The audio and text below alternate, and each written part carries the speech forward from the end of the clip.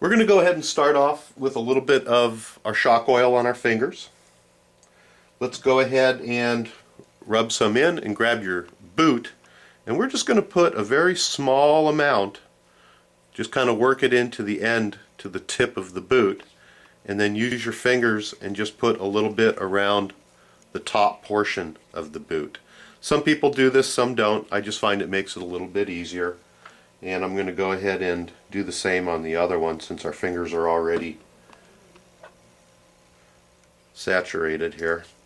And I just find that it helps out a little bit. And at this point I'm also going to take a small amount and put it on the shock shafts themselves.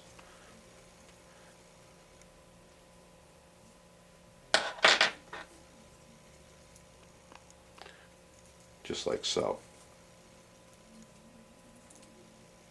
Let's go ahead and take one of your shock boots, and with the big end of the triangle up and the small end down, we're going to go ahead and slide it over the shaft like so. And there's a couple ways to do this. Let's go ahead and start off at the bottom here. You need to stretch that over and put it into the groove that you see on the shock end. So you want that groove to go over. A lot of times during building they actually come out, and you're going to have to put that back on again. And then we're going to want to crumple the boot down. You can turn it inside out if you want. I just kind of like to fold it over a little bit out of the way like this. The directions show you to completely turn it inside out. If that's what you want to do, feel free to do it that way.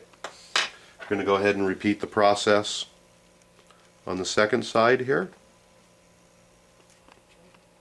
Just by simply pinching and pulling the end of the boot, we'll get it over real easily.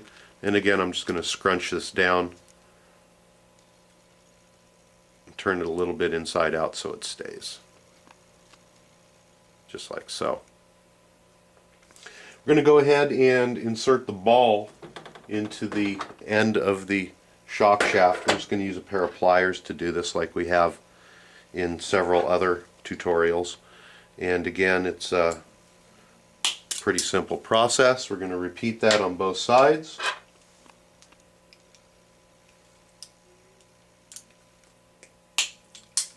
And get those in.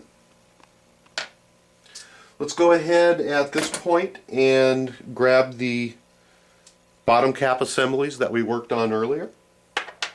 And we're going to go ahead and slide those over the shafts.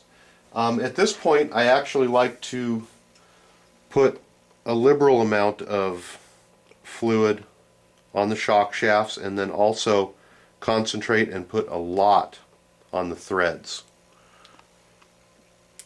I'm also going to drop some fluid, not a whole bunch, but a couple drops down into the top and another drop or two into the bottom to lubricate the inside.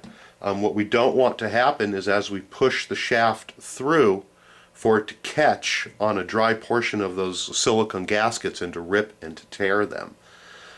So what we're going to do is take it so that the part that is hexed off here is to the bottom, or you can also look at the orange seal, and that goes to the bottom, and very gently just going to set that over the top.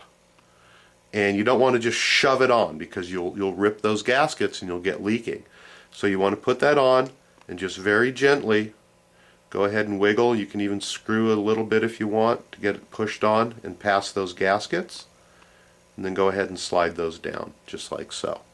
Again, please don't just shove it on there, because you will end up with leaky shocks if you do that. This is a very important part of the build where you definitely want to be very, very gentle and not tear those gaskets. You like that? I'm putting it on the same shaft. Because I should watch what I'm doing instead of the camera. There we go. Just like so. I'm going to take this opportunity to wipe my hands off. Alright, The next thing that we're going to do is to put the wipers onto the pistons. And let's grab a piston and a wiper. You see on the piston that there's a groove that goes around the outside edge, and we're very simply just going to spread these little plastic wiper apart and go ahead and install it over the outside edge of the piston. It's very simple to do, just like so.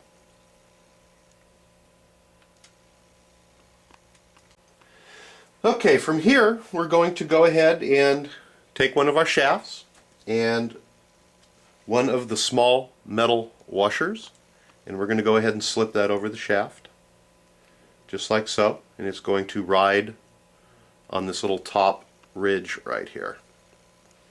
From there, we're going to take an aluminum spacer, put it on.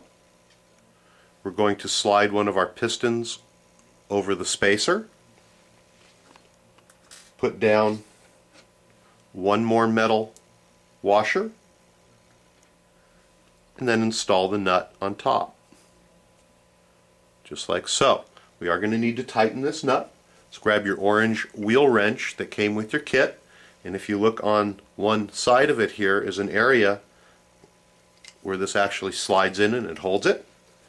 You can grab your multi-tool and use the number 7 hole on here and go ahead and tighten that up. And you want to tighten it up till it touches, no more, no less. And you do want to make sure that your piston does have free play on there. If it's bound up, then you're going to want to just loosen up that nut just a little bit. Okay, let's go ahead and repeat this on the other side. We're going to put down a washer,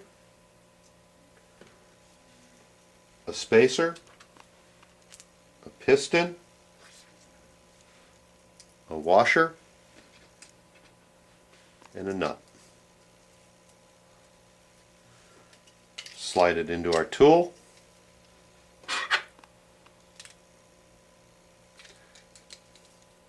My hands are getting all slippery from the shock oil. Go ahead and tighten this up until it touches. Make sure that we have no binding. Okay, we're getting closer.